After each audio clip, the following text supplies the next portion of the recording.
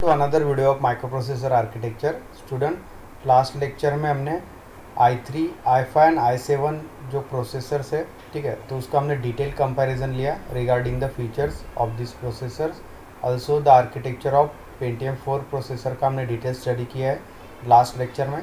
तो आज के इस वीडियो लेक्चर में हम न्यू प्रोसेसर स्टार्ट करेंगे, दैट इज़ सनस्पार्क प्रोसेसर। तो उसके जो रजिस्टर्स फाइल है तो उसका हम डिटेल स्टडी करेंगे आज के इस वीडियो लेक्चर में। तो शुरू करते हैं आज का ये video. So next topic of syllabus is the introduction to the Sun SPARC family. तो इसमें हमें सनस्पार्क प्रोसेसर का डिटेल स्टडी करना है। So in that the differentiating point of Sun SPARC as per the other RISC processor is that Sun does not have any history of previous processor and hence there is no need of compatibility as in case of other. ठीक है, तो यहाँ पे जो सनस्पार्क processor है वो एक RISC processor है, ठीक है। सो सनस्पार्क प्रोसेसर का कोई प्रीवियस हिस्ट्री नहीं है, मीन्स प्रीवियस प्रोसेसर नहीं है, ठीक है। So this is the new processor, so hence it doesn't need any compatibility with the other processor, ठीक है। So the name spark stand for the scalable processor ARC architecture. The scalability of Spark can be interpreted as a scalability of the number of CPU register that varies in various version of products implementing the Spark architecture. ठीक है, तो यहाँ पे जो Spark name है वो scalable processor architecture से आया हुआ है, ठीक है। So in that there are different CPU registers are use. So the SPARC architecture follow the RISC design जो हमने लास्ट लेक्चर में स्टडी किया है, that is reduce instruction set computing. So the SPARC architecture will depend on this RISC design. So that is the simpler introduction to this SunSpark family. Then next topic is the Spark register. ठीक है, तो यहाँ पे जो SunSpark processor में registers use होते हैं उसका हमें यहाँ पे डिटेल स्टडी करना है। So SunSpark processor have the following set of registers. So in subsections to this section will go through the all these register, ठीक है। तो इसमें हमें SunSpark प्रोसेसर में जो रजिस्टर्स यूज़ होते हैं इंटरनल रजिस्टर्स, तो उसका हमें डिटेल स्टडी करना है।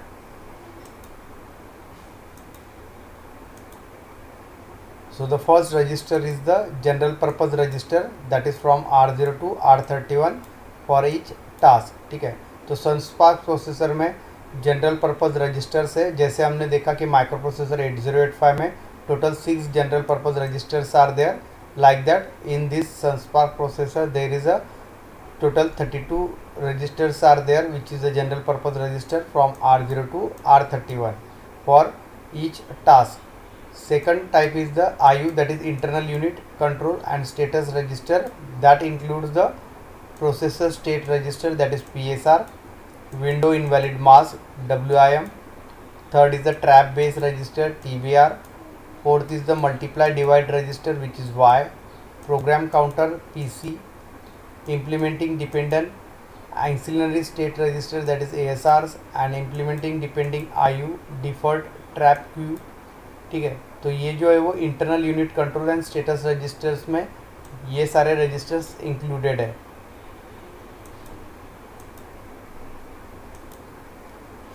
Third type of register is the FPU, that is floating point unit control and status register. It contains the FPU F registers. Second, floating point state register, that is FSR. Implementation depend floating point default trap Q, that is FQ. तो ये जो तीन registers है ये included है यहाँ पे FPU control में।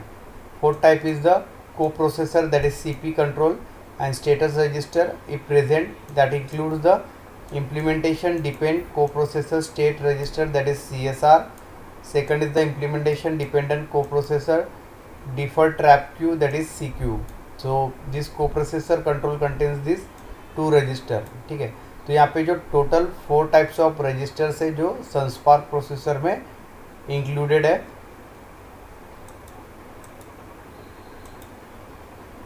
Then we'll study in detail each of these registers. So first we start with the general purpose registers of SunSpark processor. So Spark has a very large register file, more than 100 registers are in there, ठीक है। तो Spark में जो register file है it is more than 100 registers are used in it. So but any procedure that can access only 32 register तो जो भी programme यहाँ पे रन होगा सनस्पार्क प्रोसेसर में, so it can access only the 32 registers which are from R0 to R31, जो हमने last section में यहाँ पे स्टडी किया है। ठीक है, तो जब भी प्रोग्राम एग्जीक्यूट होगा या कोई टास्क एग्जीक्यूट होगा by using the Sun SPARC processor, so it uses these R0 to R31 register. So 8 of the register, that is R0 to R7, are the global register that are accessible to all the procedure. तो यहाँ पे जो first 8 register है R0 to R7, ये जो है वो global variables को यहाँ पे स्टोर करेंगे, so that can be access to all the procedures. ठीक है, तो R0 to R7 रजिस्टर का जो भी प्रोसीजर या प्रोग्राम है वो यूज़ कर सकते हैं as a storage of global variable. Second, the remaining 24 registers are further subdivided into the 3 groups where 8 registers, that is R8 to R15, which are 8 registers that are outs that contains the parameter to be passed to the call procedure. ठीक है, तो programme में अगर कुछ parameter pass करना है कोई procedure को या सबरूटीन को, तो उसमें R8 to R15 जो रजिस्टर है वो यहाँ पे आउटपुट के लिए यूज़ किया जाता है, मीन्स वेरिएबल को स्टोर करने के लिए यूज़ किया जाता है। ठीक है, तो जो 24 रजिस्टर्स है रिमेनिंग, जो ये टोटल 8 छोड़ के means total 32 are there, so in that R0 to R7 are the global register and the remaining 24 registers are subdivided into the 3 groups, so in that R8 to R15 are the out register which contains the parameters of the variables that can be a pass to the called procedure. The register R16 to R23 are called as a local, so contains the local parameter of the procedure. जो register है R16 to R23, so total 8 registers are there, they are called as a locals register.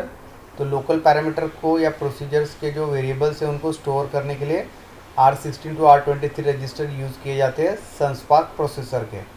And the last one, the register 24 to 31 are called as the ins, so that contains the parameter passed by the procedure to the calling the current procedure. ठीक है, तो register R24 to R31 which are the 8 registers.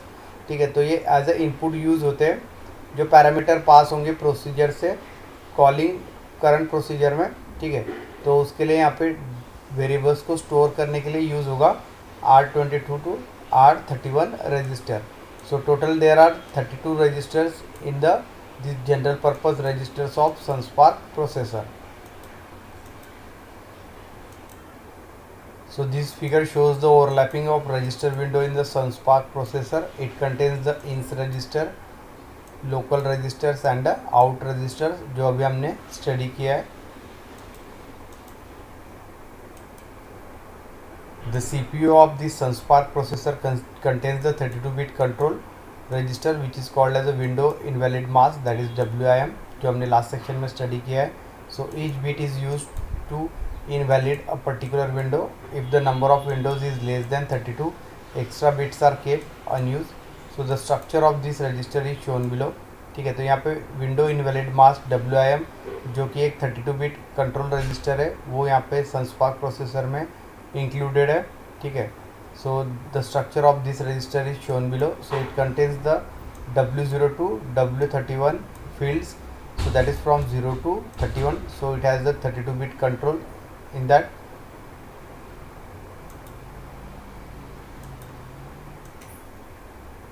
So this program counter, that is PC, is also a separate register not included in the general purpose register, that is from R0 to R31. तो यहाँ पे जो program counter है PC register है वो एक separate register है जो इंक्लूड नहीं है जनरल पर्पस रजिस्टर में जो R0 to R31 है।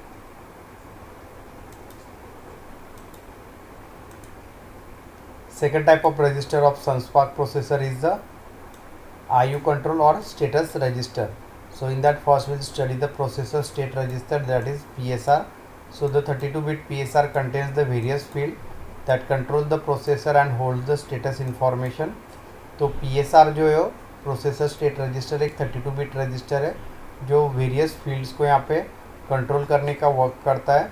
So it can be modified by the save, restore, then retrace instruction and by all the instruction that modify the condition codes of the operation. So the privilege instruction, that is RD PSR and WR PSR that are used to read and write the PSR respectively.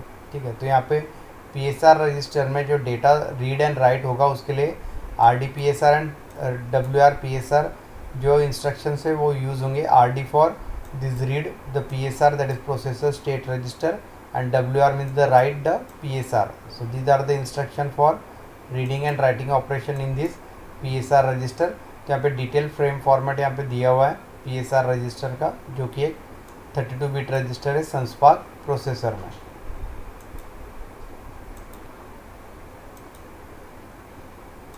तो इस structure में जो total 32 bits है उनको group किया गया है. जैसे 0 to 4 are use for CWP, 5 is for ET, 6 for PS, like that. For 14 to 19 is reserved for the future purpose. Then 20 to 23 for the ICC, 24 to 27 for the version and 28 to 31 for implied. ठीक है, तो इस तरह से अलग अलग field से will see one by one. So here the table is given. In that there are two columns. First is field and second is the description of that. So this implied is the bit 31 to 28 of this PSR structure. So these bits are hardwired to identify the implementation unit of the architecture, which is for the value of 0, 1, 2 or 5. Next field is the version, which is from bits 27 to 24. So these bits are also hardware and indicate the version of the particular implementation. Its value may be a 0, 1 और 3. ठीक है, तो ये जो version है यहाँ पे जो प्रोसेसर का वर्जन होगा वो यहाँ पे डिनोट होगा इस फील्ड में. नेक्स्ट है and which is a bit 23. So this is the IC that is integer condition code bit that indicates if the result is negative और पॉजिटिव. तो जो भी ऑपरेशन यहाँ पे एडिशन एंड सब्सट्रैक्शन का परफॉर्म होगा जिसमें रिजल्ट जो है वो निगेटिव और पॉजिटिव नंबर होगा, so the value will be reflected in this and bit which is at the bit 23 of this PSR structure. So when the value of n is equal to 1, it indicates that 2's complement result is negative, and the value of n is equal to 0, it indicates that the 2's complement result is a positive of 10.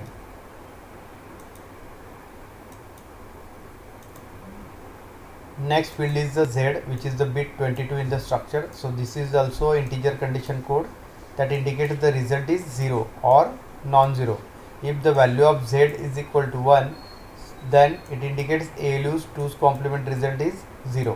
ठीक है, तो जो 2's complement operation perform होगा अगर उसमें result 0 यहाँ पे produce होता है, so Z is equal to 1 in that case, and when Z is equal to 0, it indicates the 2's complement result is a simply a non-zero. Next is the V, which is a bit 21 in the structure. This is also integer code. So this bit indicates that if the result was within the range of 2's complement or if there was an overflow is obtained. ठीक है, तो ये जो integer condition code है यहाँ पे V, ये indicate करेगा जो भी रिजल्ट होगा 2's complement का वो with in the 2's complement के रेंज में या ओवरफ्लो है.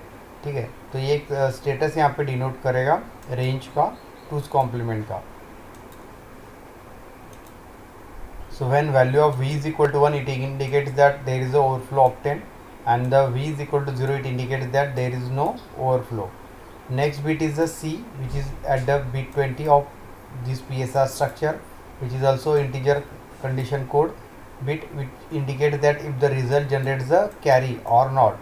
तो जो भी एडिशंस यहाँ पे परफॉर्म होंगे या एडिशन ऑपरेशन परफॉर्म होंगे सनस्पार्क प्रोसेसर में, so in that case if the carry is generated or not, so it is indicated by this C bit. So when C is equal to 1, it indicates that carry or borrow is generated out of the final bit. ठीक है, तो जो भी addition या subtraction में carry या बोरो generate होगा, सो that can be reflected by this C bit by the 1 value. If C is equal to 0, it indicates no carry or borrow is generated in the final bit. Next is the reserve bits, which is from bit 19 to 14 in the these PSR register. So these bits are reserved for future use, so they given as zeros when read by using the RDPSR instruction. Next field is the EC, which is at the bit 13 in the structure. This bit is used to enable the coprocessor, so EC is equal to 1, it indicates the coprocessor is enable. ठीक है, इस सनस्पार्क processor के साथ अगर हम और एक processor use करते हैं, so that processor is called the coprocessor. ठीक है, तो यहाँ पे कोप्रोसेसर को अनेबल एंड डिसेबल करने के लिए यहाँ पे EC फील्ड का यूज़ होगा। तो EC का अगर वैल्यू 1 है, so it indicate that coprocessor is enable, and when EC is equal to 0, it indicates that coprocessor is disable.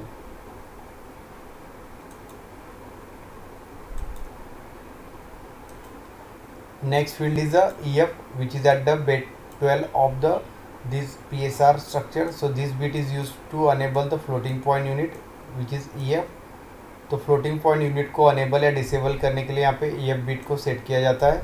So if the value of EF is equal to 1, it indicate that FU is enable, that is floating point unit is enable, and when the value of EF is equal to 0, it indicates that floating point unit is disable. So in this way floating point unit will be enable or disable by this EF bit. Next field is the PIL, which is at the bit 11 to 8.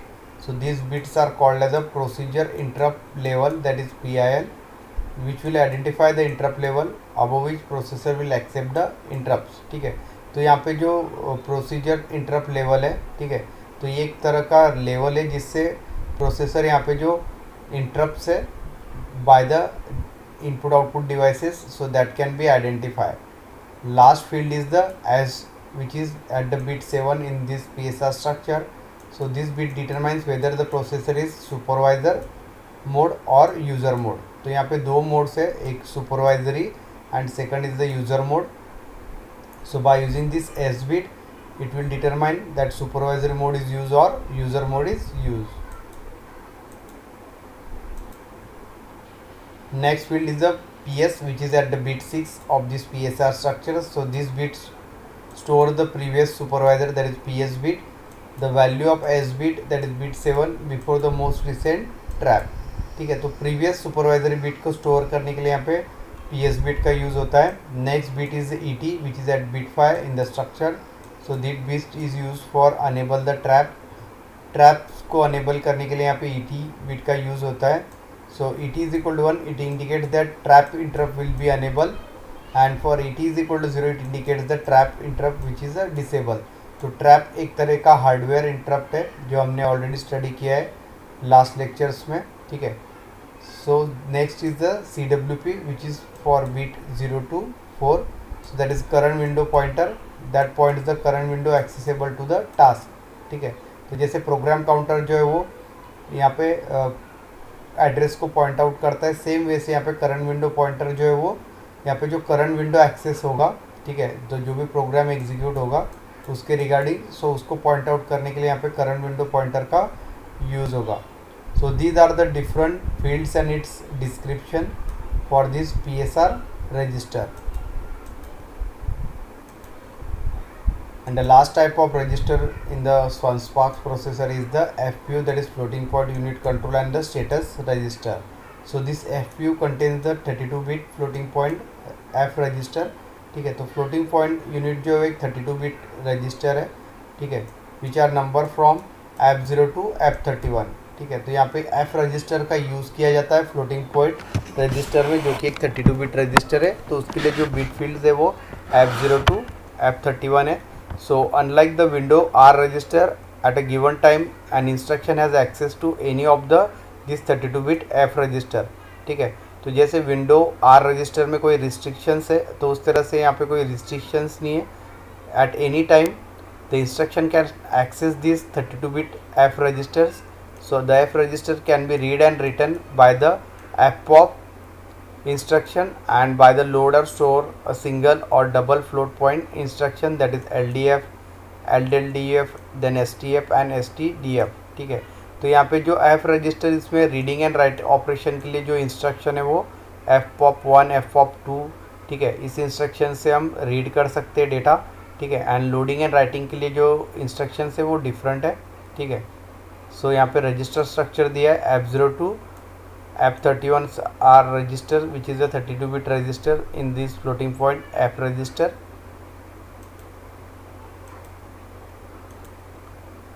So in this F register, A single F register can hold a one single precision, which is a 32-bit IEEE standard for floating point representation operand.